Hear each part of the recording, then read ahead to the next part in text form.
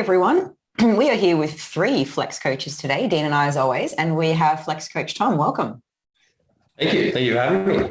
This is your 3rd Flex podcast, I believe. Is that Yeah, I think so. pretty exciting? Anyone would think we like you. Hopefully.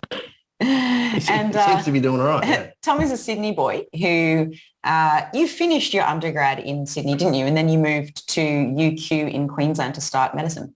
Yes, yeah, I did that. Yeah. Yeah, cool. The UQ. The UQ. And straight after your exams, we wanted to take you for a Christmas party, but Mr. Tom shot back down to Sydney because his family and girlfriend's there, I believe. Is that right?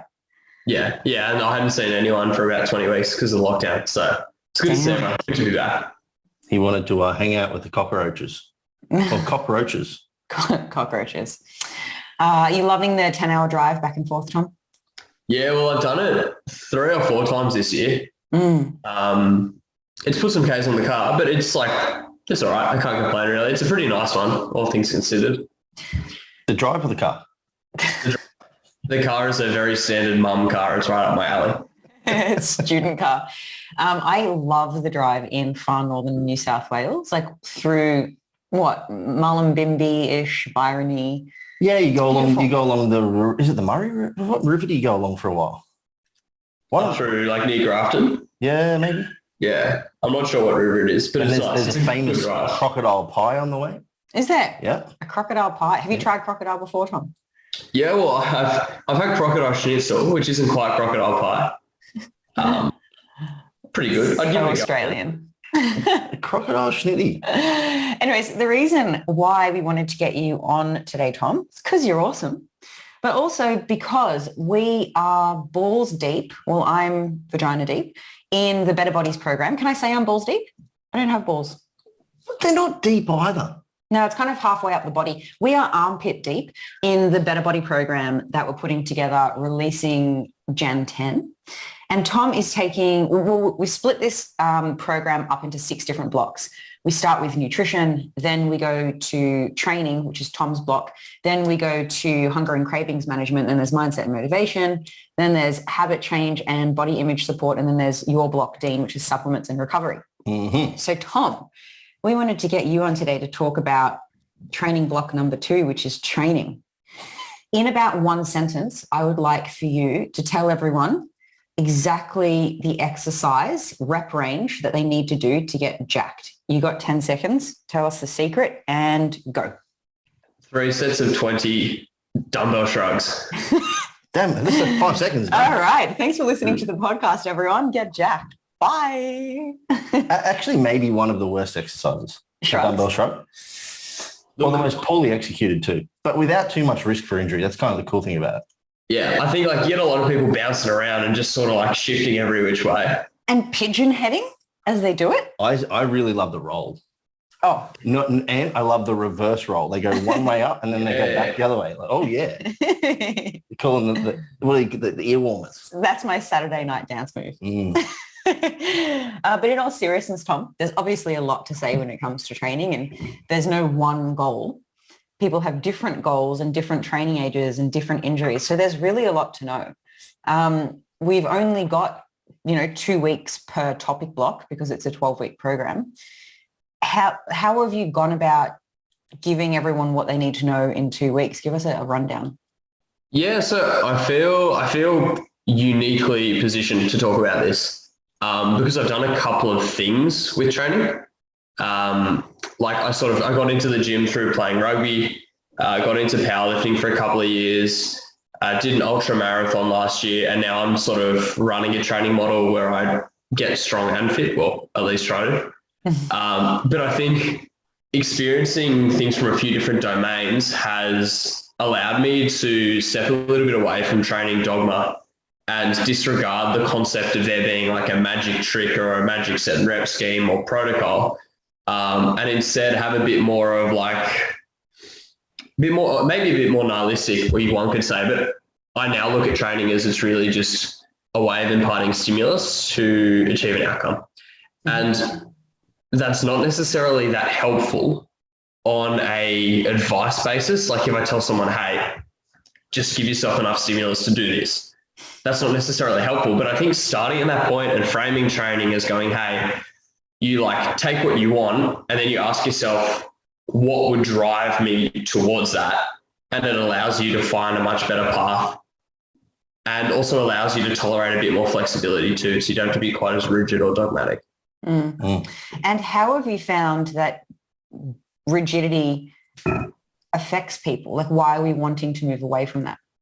Well, I don't so much. I think the biggest problem with the rigidity is that it limits people's capacity to borrow from other like domains or schools of thought to solve problems. Like there's a lot of really rigid systems which have worked really well for a lot of people and have gotten a lot of people a lot better.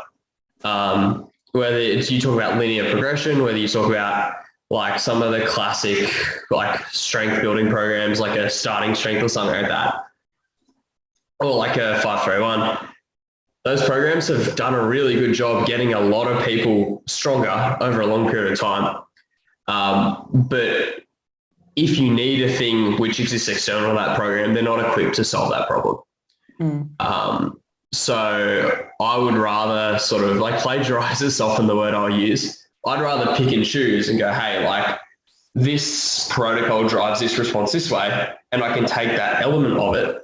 But I'm able to do that and engage with it without having to sort of drink the proverbial Kool-Aid. And my clients drinking like a gallon of milk a day or anything like that. Yeah. So you're pulling the good parts out of various things and combining them together and leaving the bad behind as much as possible. Ideally, or at least applying them in an appropriate context. Because like, sure, like if you talk about like volume and intensity, say, like it's obvious that high intensity work can drive results, and it's obvious that higher volume approaches can also drive results. And that's great, but it's understanding that you probably can't whack them both together to get twice the results. But instead understanding their success sort of is dependent on conditions in the training paradigm.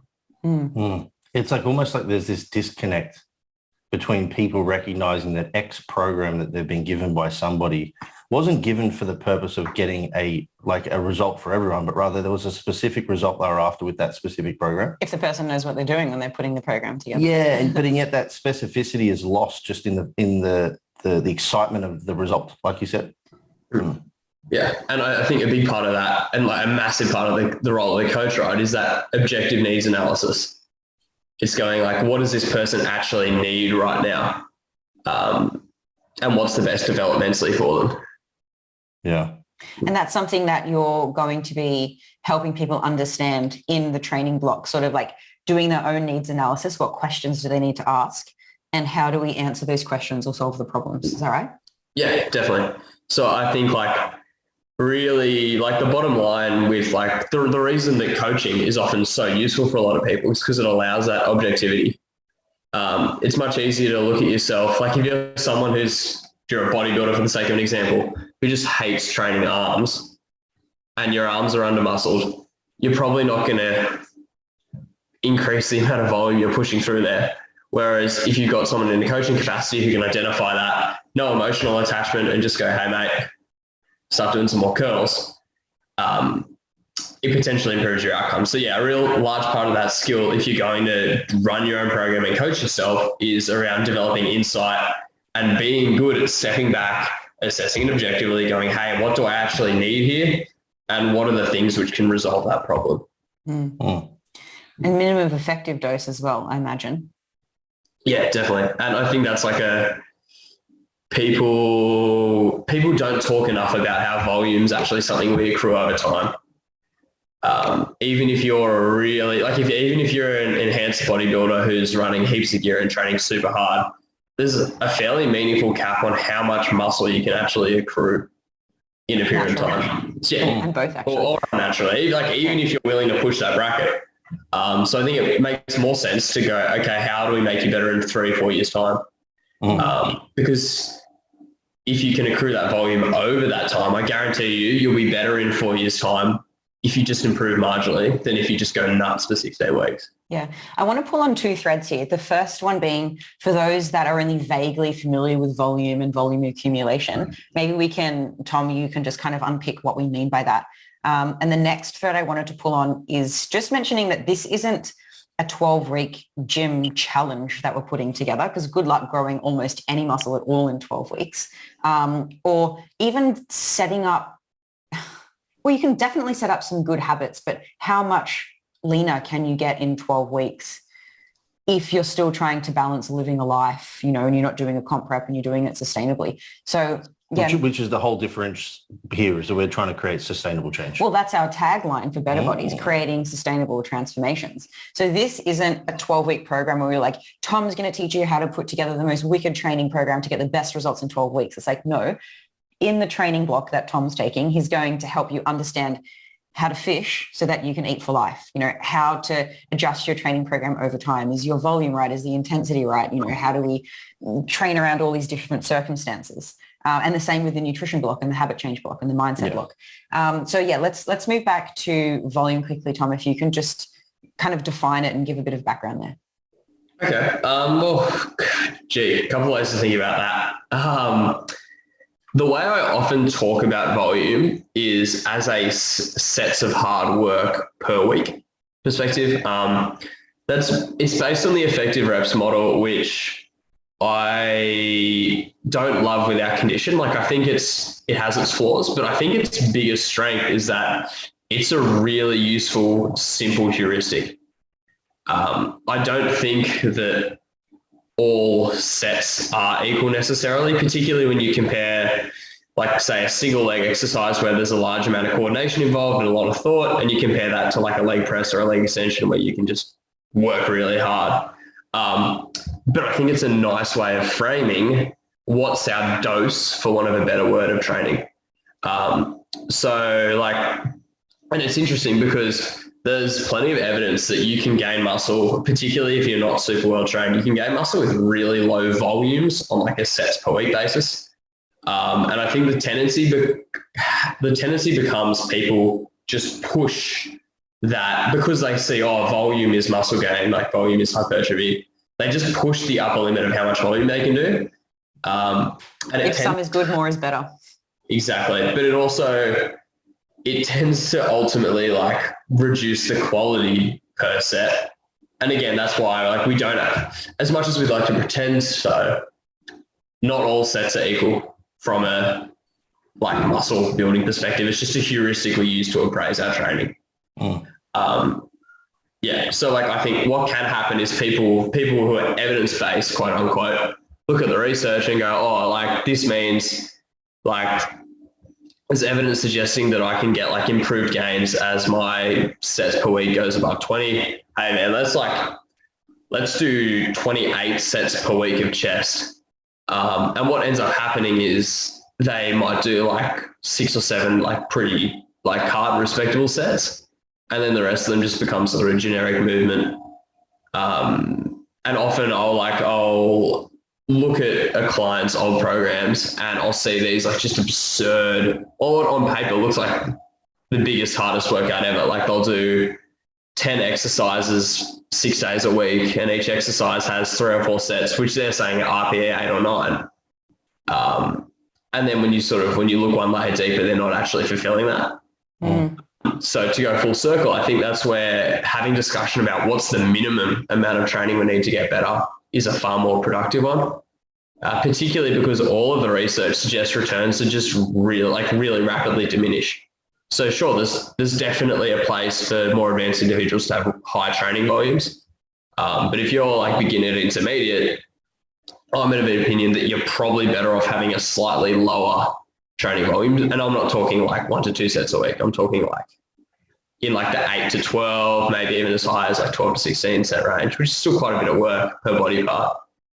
Actually making those deliberate sets where you work quite hard and you do get reasonably close to failure and you can sort of chase performance week on week.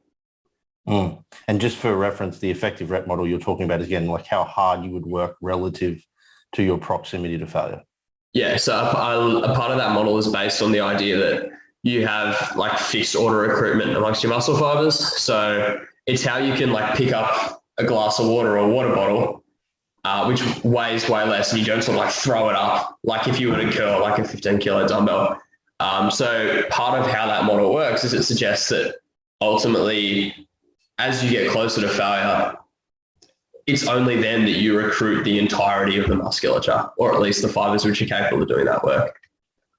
So the idea being you could probably do sets, like there's evidence suggesting you can hypertrophy with between 3 to 30 reps per set. It wouldn't surprise me if you could go even higher than 30 reps.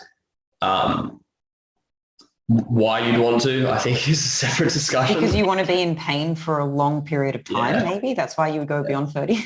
Yeah, well, and again, part of that's like a threshold to response, right? Like there's evidence in people in their 70s who've been sedentary for long periods of time that even just walking can hypertrophy their leg muscles. But yeah, so like there's one of the nice things about talking about training for hypertrophy is you have so many options. You've got like, there are no compulsory exercises. And that's a little bit scary for a lot of people, like we spoke about before with sort of stepping away from dogma.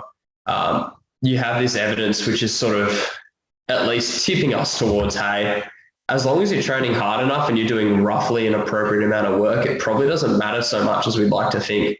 And for a lot of people who grow up, and again, like binary black and white rules are really comforting. But once we reject those, it's easy to feel a little bit lost and a little bit like, oh, I don't quite know what to do with that, because you don't have a starting point or like a schema to work from. I think this is where flexible dieters go wrong as well. They think, oh, there's no rules, I can eat anything. And then they fill their macros with shit food, but hey, my calories are under control. But things kind of fall apart quite quickly for them. So still like sticking with some sort of template, it's not all isolation. The order in which you select things matter a little, Yeah. Well, and again, like it's just because a thing doesn't explicitly drive the result, it doesn't mean it's not useful to consider it. Yeah. Like sure, like you can probably get like a large amount of all the muscle gain you want out of just doing barbell movements, right? But that doesn't mean that you shouldn't think, hey, like, would I be better off doing a little bit of machine work here because my back's not going to feel jacked up, my quality of life might be a little bit better.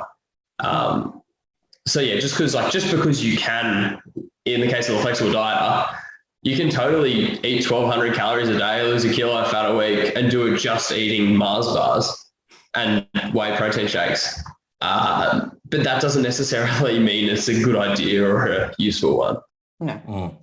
Yeah, because so like what I'm hearing is like kind of the general concept of dieting is that eat less to lose, eat more to gain.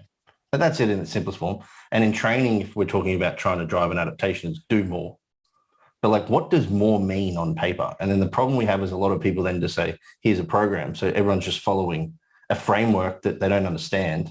But it sounds like this is kind of going to be set up in a way that people are going to kind of have the opportunity to understand the scheme, like you talked about. How to adjust it while they're on a holiday, or to have their own needs analysis, or maybe using some diagnostic tools to determine like what is enough in the more realm. And that's sort of like, I think where you're taking this is giving people the opportunity to have a little bit more control over how they implement their training. Because I mean, more is more. So it's that easy. More isn't better, more is more. Mm. Yeah. Yeah, so really you should take what you're doing right now, write it down, double it, and you'll get at least double the gains. Wouldn't it be great if that's how it works? It depends what gains we're talking about. Gains in pain, gains in definitely an egotistical notoriety, like I did 150 sets this week. Yeah, well, that's the other thing, right? Like people can build like this identity on like this Goggins-esque, I'm the hardest worker in the room, I train till I vomit. And there was definitely a stage where I identified that when I was like a really dumb 17, 18-year-old. But I mean, there's still top tier people now putting up videos of their vomit though, Tom. Oh yeah. And like, to be fair, hilarious. But also maybe don't eat a box of cereal before you train.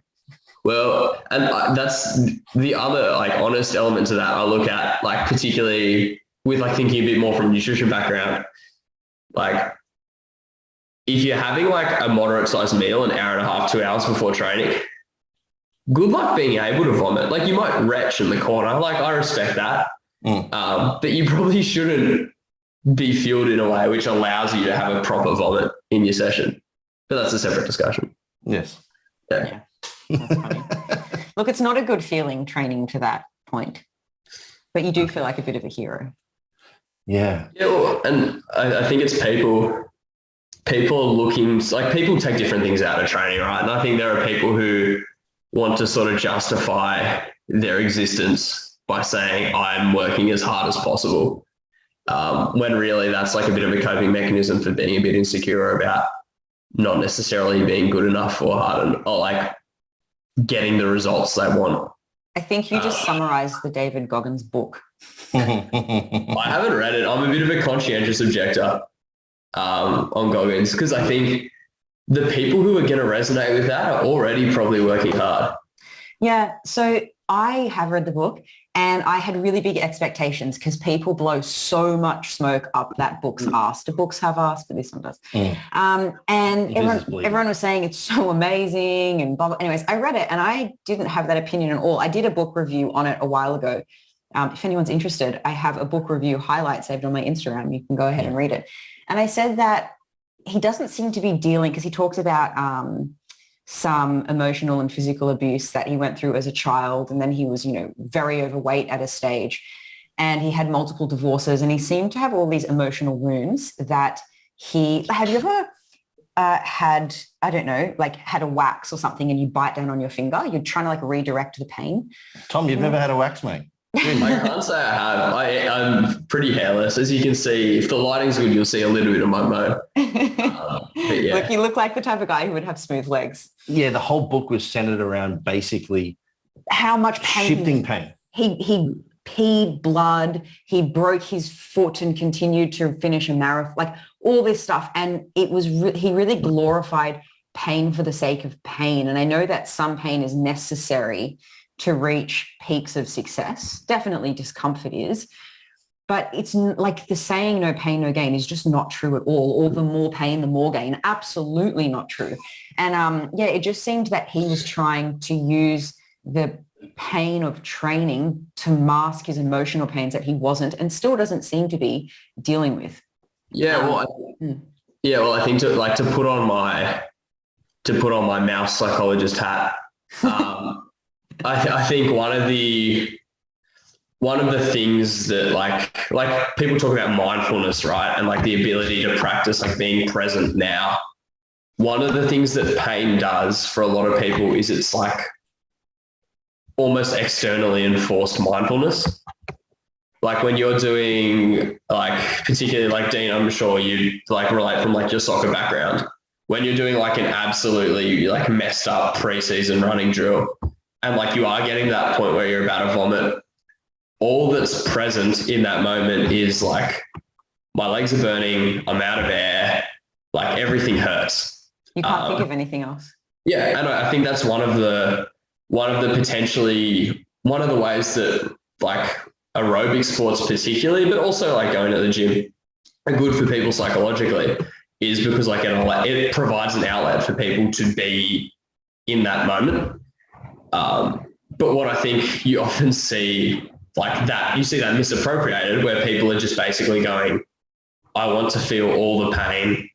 And it just becomes this like positive feedback loop of like, I just need more and more and more escapism, and they get wrapped up in it. And if I'm not sore for days on end, I didn't train hard enough. But it was escapism and redirection. I think that book would appeal to somebody who has a similar background to him, that hasn't dealt with emotions very well, that needs to feel pain in order to feel alive, like all that kind of stuff. But for someone who's very centered and very unemotional and objective, even for me, I listened to it and just went, why? I kind of felt like he didn't have a lot of self-worth and he wanted to feel like he was doing something quite noteworthy. And instead of doing volunteer work or helping other people or something like that, he found his self-worth in the pain.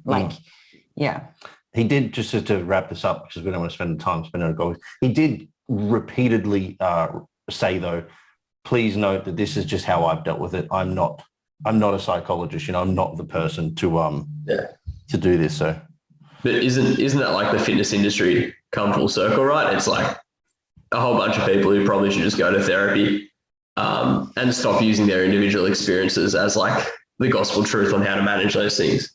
Or their six-pack abs to feel worthy. Yeah, absolutely.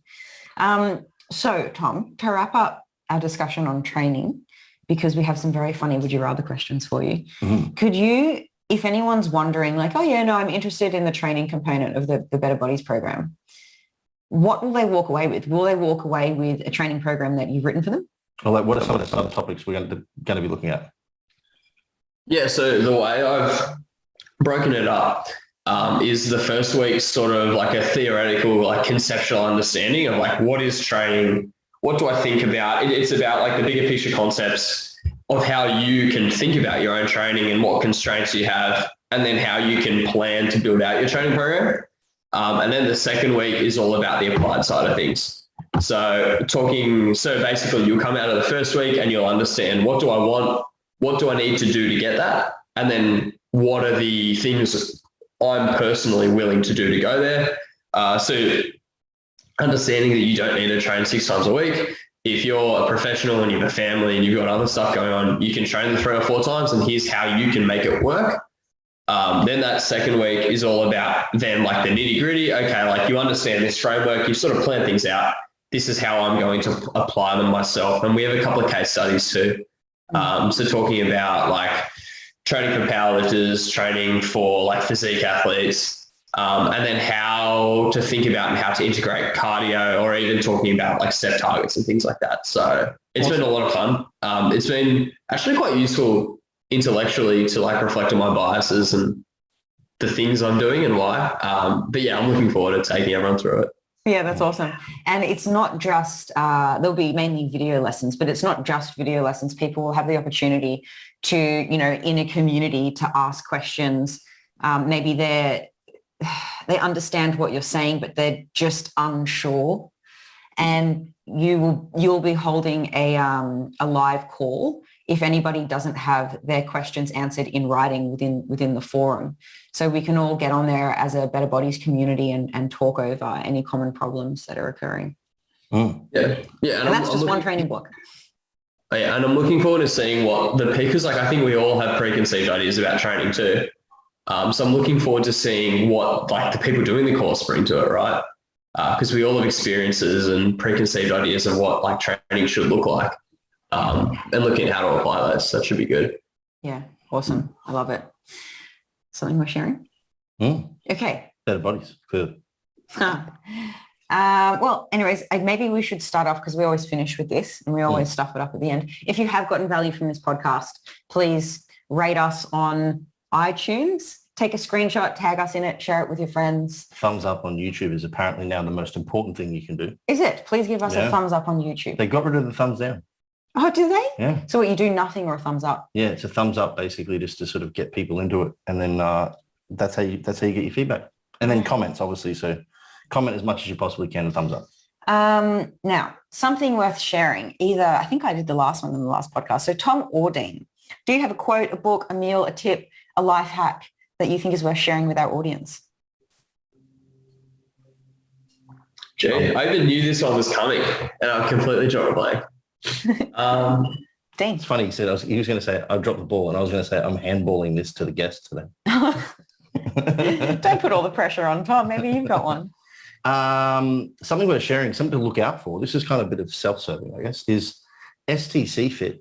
Oh, yeah. Friends of ours from Melbourne. They're actually creating a 1% program, they're calling it. 1% PT. 1% PT is the name of the program. Mm-hmm. And it's going to be housing a whole bunch of like really smart individuals. Me and Dean. Yeah. Point to yourself, too. Plus a whole bunch of other people. Another friend of the podcast and of Flex is Will Crozier, doing modules on education for PTs that are already well established but just want to essentially upskill to the next level. So to be the best PTs they can. So I'm taking the module on Gen Pop, and Dean's taking the module on if you want to niche into comp prep. Contest prep, yeah. But they're also taking you through, I think, like tax and marketing and everything that you need to know. Rehabilitation. Yeah. There's a whole heap. I think there's even, some around psychology and eating as well. So on our podcast, we tell people to buy other people's products. I love it. But you know what? It's actually, as a PT, You should. Yeah. It's really worthwhile. So keep an eye out for that. I'm not sure when it's officially being released. I don't know. But yeah, STC Fit. Check them out. We'll put it in the show. STC Fit Learning, I believe, is their Instagram handle. Sure. Tom, did you have something worth sharing? If not, that'll do. I did. It came to me. The past 2 weeks, so I'm not sure when you guys learn this podcast out, but the episodes of the Iron Culture podcast where they've spoken about what the fitness industry gets wrong about weight loss. I listened to that one. I loved it. Yeah, it had Gabriel Fernero and I'm drawing a blank who was on this week. Ben House and Gabby. And then this week again they had let me quickly check before I embarrass myself. Tom, can you hear us? Yeah. Oh. Yeah, it was just breaking up in between. Oh, okay. It was Ben House and Gabby Fondero. Yeah, but this week they had Spencer Nadolski for part 2. Yeah. Yeah, but that was really good. And for particularly helping people frame what we're actually trying to do as professionals, which is like probably ultimately make people's lives better.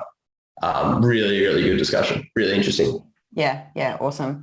One point that they made in that podcast is that as fitness professionals, we have a responsibility to do better. Like people's well-being is, I'm not going to say in our hands, but we have a heavy influence on the outcome of our clients' well-being. And we have a responsibility not just to be like, hey, here's your training program, here's your diet, throw them in the deep end, blame them when they sink. We have to do better. Yeah, I think people forget that they're not coming to you for even though they may claim they want a specific result, you need to recognize real quickly that the way in which you get them to that potential result is going to have the largest impact, more than the result itself. We have an obligation to do no harm. If a client comes to me and says, I want to lose 10 kilos, cool, here's what you need to do. Their whole life falls apart.